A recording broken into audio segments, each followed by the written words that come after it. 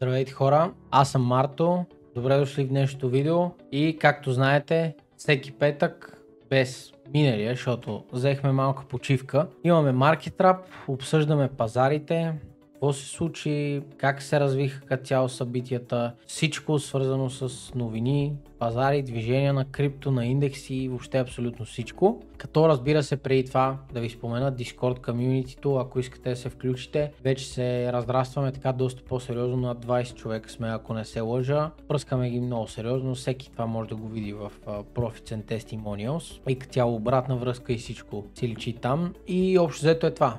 Bybit $30,000 при регистрация и KYC верификация. Ако някой има желание да започне, да стартира или каквото и да било, Telegram групата за хората, които предпочитат безплатната информация и безплатните комюнитита. Така че да, това е. И общо взето почваме направо с новините. Тази седмица нямаше много новини. Понеделника беше Memorial Day в САЩ. Пазарите не работеха, поне татската сесия поне не работеше. Това по принцип в щатите се смята за първия ден на лятото. Вие сами видяхте, че общо взето от този понеделник прайсът е доста по-мъртъв. Това е лично мое мнение. В смисъл, според мен така от понеделника прайса бая умря като, и то нямам предвид по-скоро за това, че ходи надолу, а по-скоро като волатилност, нали? Волатилността е в доста по-малки количества, особено в криптото. При индексите нещата са по-окей, но при криптото е много зле, а пък миналата седмица беше ужасна при индексите. Така че общо взето от тук нататък, съответно днеска е 30 май, най-вероятно, ако не от днеска, то от другата седмица това нещо ще се засилва и ще се засилва. Знаете, че когато лятото дойде, волатилността пада, няма толкова активност, всеки си почива и нормалните неща и правят дори и хората на Wall Street, което за жалост прави доста по-low probability самите обстоятелства, в които трябва да се трейдва, защото знаем, че high volatility е равно на high probability, а low volatility е равно на low probability. Общо взето волатилността е най-добрият приятел на трейдера. Пазара си има сезонност, трябва да минем и през това, така че общо взето няма какво да направим по въпроса. И така, понеделника беше това. Вторник имаме Core Durable Goods Orders, както виждате 0,2 през март месец, 0,1 очаквания за април, 0,2 излизат през април. Следващото е 7,6, очаквания минус 7,6, излизат минус 6,3. Тия двете въобще нямам представа какво означават. CB Consumer Confidence 85,7 за април, 87,1 за май, излиза 98, което си е абсолютно позитивна новина. GDP-то на Atlanta Fed GDP за второто 3 месече е паднало с 0,2%, което не е много добре, но общо взето не е нищо insane като важност и така нататък за пазарите. Минаваме сряда и сряда само FOMC някой си говори, но това нямаше абсолютно никакво значение. Тук имахме FOMC Meeting Minutes. Аз лично не съм следял, защото не е било нищо важно и нямам представа какво се е случило. Ако някой от вас е следял или е било нещо важно, нека каже долу в коментарите. Лично аз не съм следял и не съм чул да има каквото и да било нещо важно. Те просто си имат митинги така from time to time, както се казва, но реално важните митинги са за лихвите. Минаваме към днешния ден, четвъртък, вие ще видите това от в петък и днес имаме GDP quarter over quarter за Q1 2,4 за Q4 миналата година, минус 0,3 очаквания за Q1, излизат минус 0,2, което е добре. Означава, че има по-малко свиване отколкото очакваното. И следващото Initial Jobless Claims 226к миналата седмица, 229к очаквания за тази 240 излизат, т.е. безработицата се е увеличила прямо миналата седмица. Общо взето, освен Pending Home Sales, които излизат така доста негативно, казвам, даже много, нямаме нищо, кой знае какво друго като важност и въобще като новини. И утрешния ден, съответно вашия днешен, който ще видите видеото, петък. Общо взето най-важното ни е Core PC Price индекса. Това знаем, че е доста гледан индекс от Fed, освен CPI и PCE-то. Това са двата индекса, които обозначават инфлацията. По различен начин се калкулира всяко едно от тях и по някаква малки неща се различават.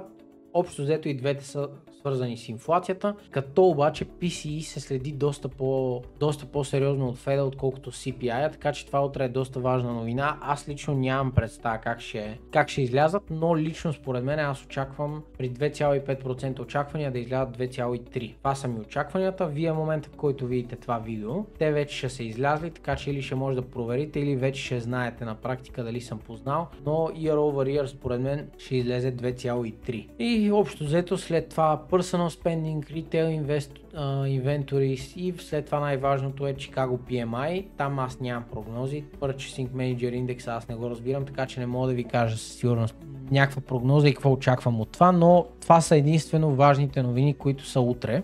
Като до някъде със сигурност PCE индекса ще се повлияе за решението за намаляне на лихвите на 18 юни, когато е митинга на Fed.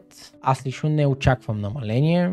Най-вероятно, ако имаме намаление, то според мен би било август, септември може би, но не и юни. В смисъл, за момента нещата са окей. Дори инфлацията пада прекалено бързо и дори съм по-склонен да вярвам, че има шанс да има повишение на лихвите, от гледна точка на това да се балансират малко нещата с падането на инфлацията и да не пада толкова бързо, отколкото да се намали. Нали? По-скоро няма да се намали.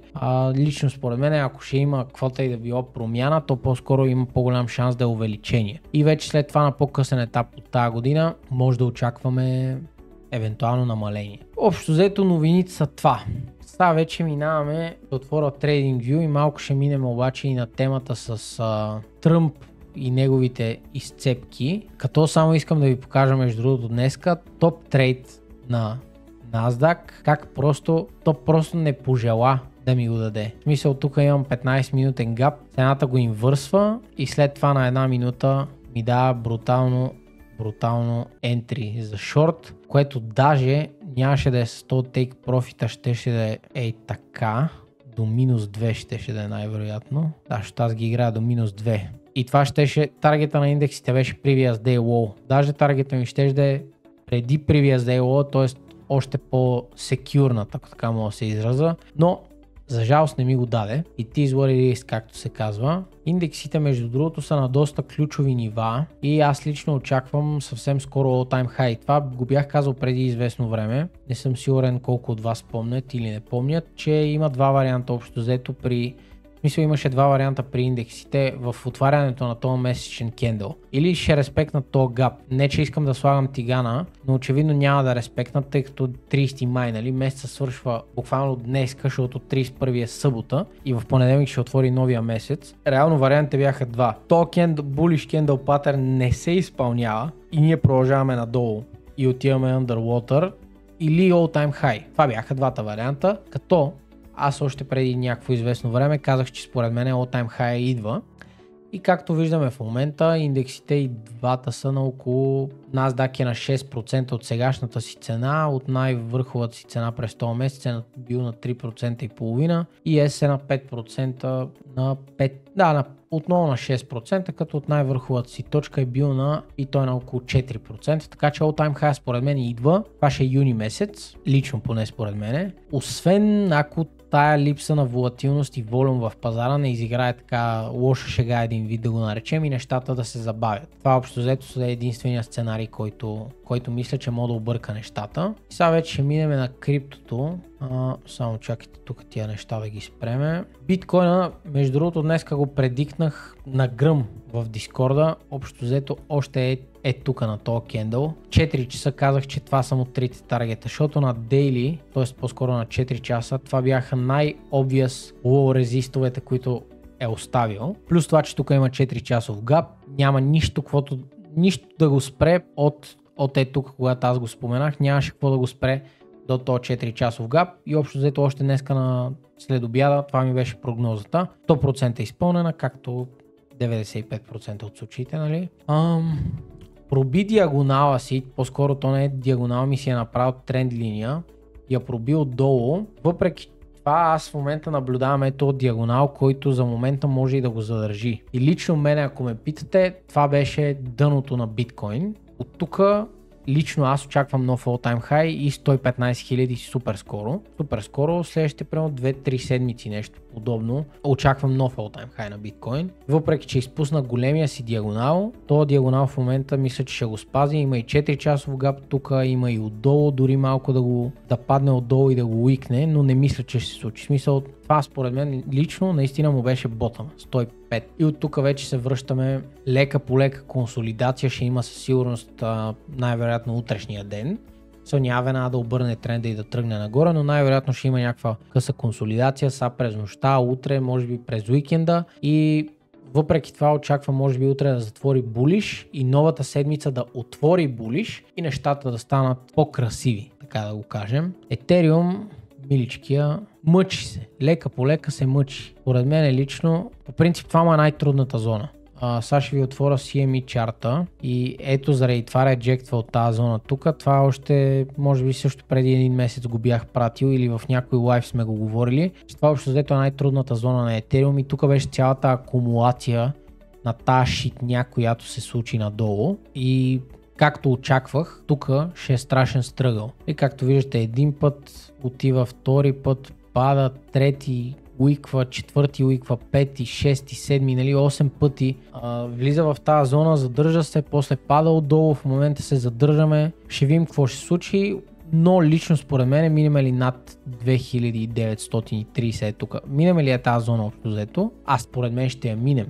Аз в Twitter поснах, че $2900 на Ethereum идват и то го поснах още когато Ethereum беше на 2570-2600. Така че да не кажете, че съм го поснал когато е бил на 2880, защото тогава е ясно. Всичко между другото, което съм пуснал в Twitter, почти няма нито едно, което да не съм познал. Вие сами, ако ми влезете в Twitter, може да се убедите. Twitter ми е общо взето както никнейма в Telegram и в Discord, абсолютно навсякъде, ако сте в групите трябва да знаете. Там пускам доста често също прогнози и всякакви анализи и такива неща, така че ако имате интерес и там мога да ни последвате. Но да, Ethereum вземе ли 2900, директно изфърчай тук на 3300 и мисля, че това ще бъде скоро. Нещо интересно преди да приключим, смятам, че лятото тази година няма да бъде толкова лошо. И то поради факта, че така се случват нещата, че имаме много силно Q1, някакво мид Q2, лошо Q3 и след това силно Q4. Обаче в случая ние имахме много лошо Q1, нещо средно, но повече към зле Q2 и реално най-лошото мисля, че е зад гърба ни.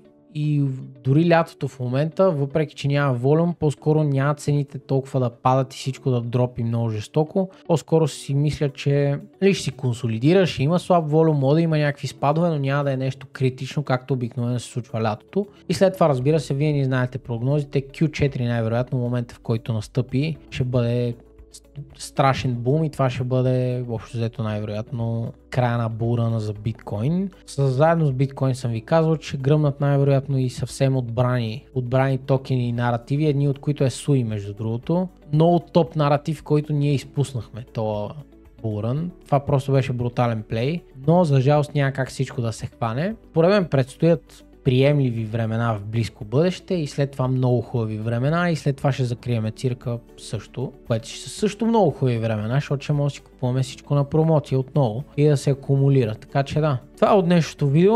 Надявам се да ви е било полезно, надявам се да ви е било интересно. Абонирайте се за канала, ако е така. Влезте в Telegram. Ако искате, влезте в Discord. Всичко, което искате, направете, коментирайте, лайквайте, шервайте, за да достигнем до повече хора. И общо взето е това.